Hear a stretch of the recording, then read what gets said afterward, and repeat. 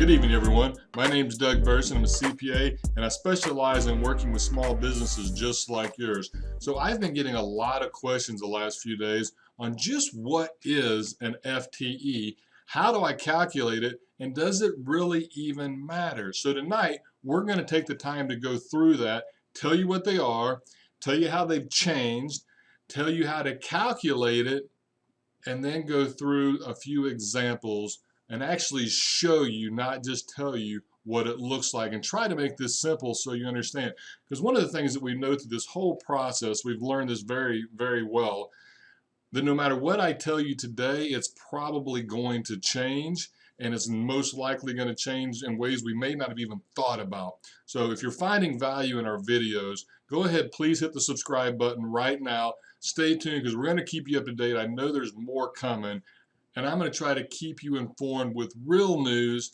not rumors. And I think it's important that we focus on the real news, and that's all we can do. We can get lost in all this other garbage. So one of the problems we had is they never really told us what an FTE is. In one place I remember reading that it said, just use a standard FTE, but they never told us what a standard FTE was.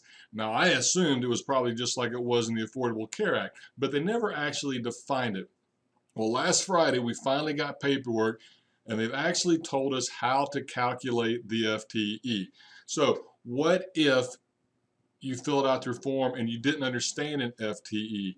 Are you going to be messed up? Maybe you put on 8 and really under an FTE you really only have 5 or 6. Are you in trouble? No.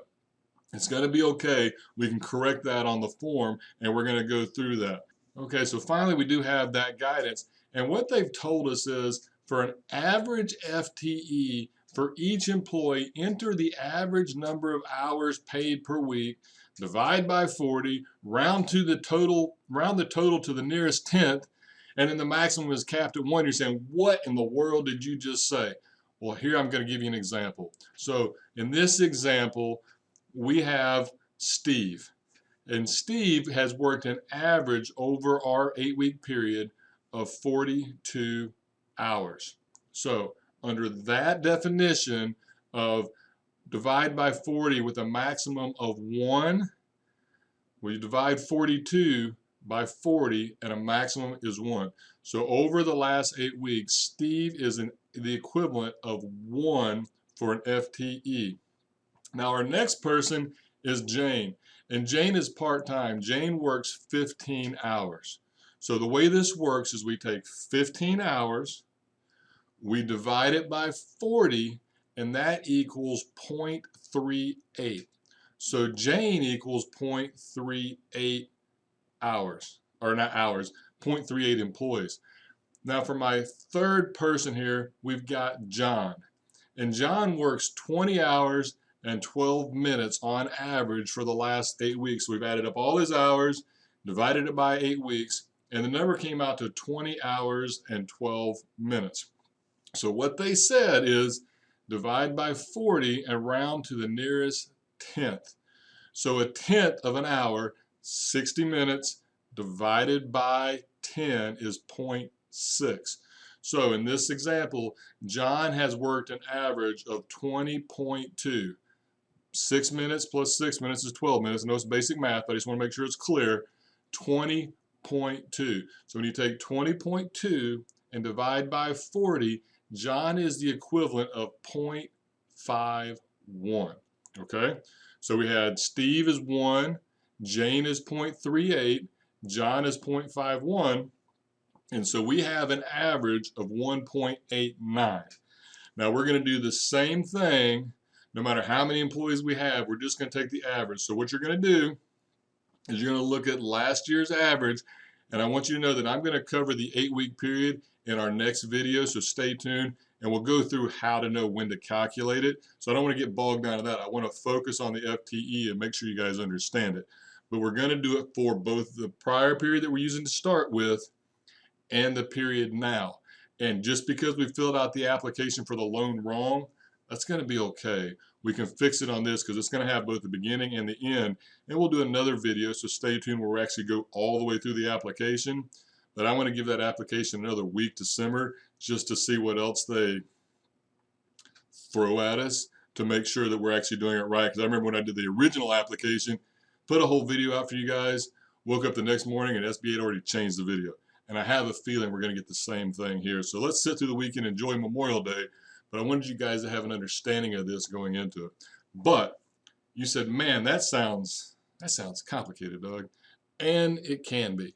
However, they've now brought out something called a simplified method. And it truly is that. And you can choose the one we just went through, or you can choose the simplified method. And how are you going to decide which one is best for you? Well, one, if the simplified method works and you don't get dinged on the actual calculation, obviously go with that. But if you're getting dinged with the simplified, then take the time to do the calculation for the regular method, and maybe that'll help you out. We can choose. We don't have to do one or the other. We get to make that choice when we're preparing the application for forgiveness. So now let's take a look at the simplified method. The simplified method is, well, really it's simple. All we have to do, and I know I said that the government did something simple, but I'm serious. It's simple. All we have to do is say, if they worked 40 hours or more, they count as one.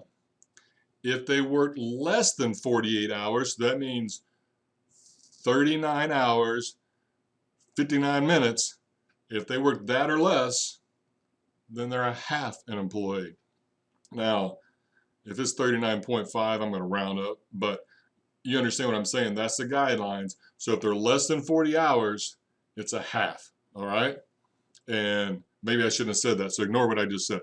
But it's a half. So let's go through that exact same example we did a minute ago, and let's look at how that works. So Steve works 42 hours.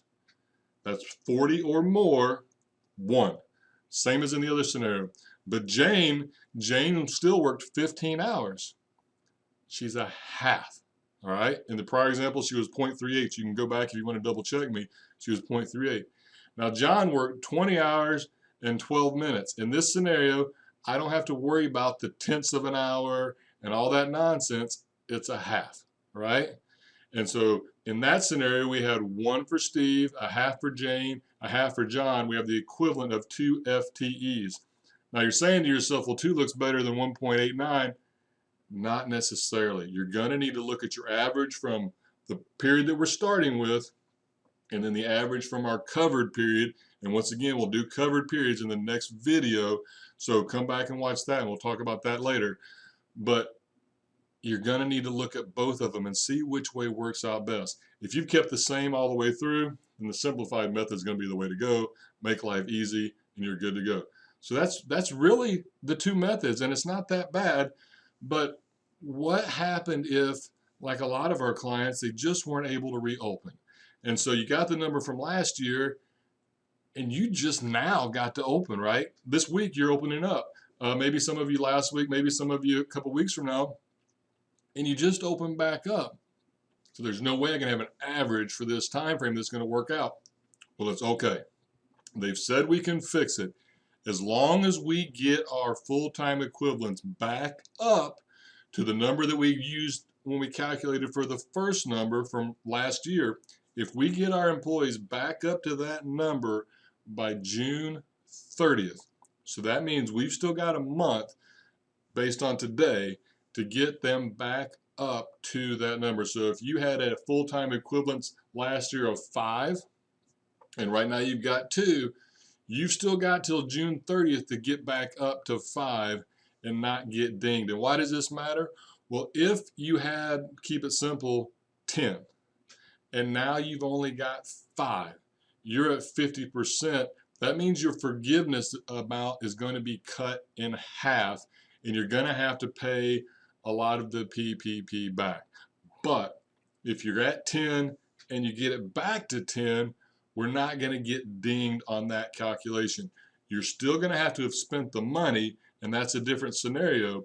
But the FTE, as long as you get it back by June 30th, you're going to be okay.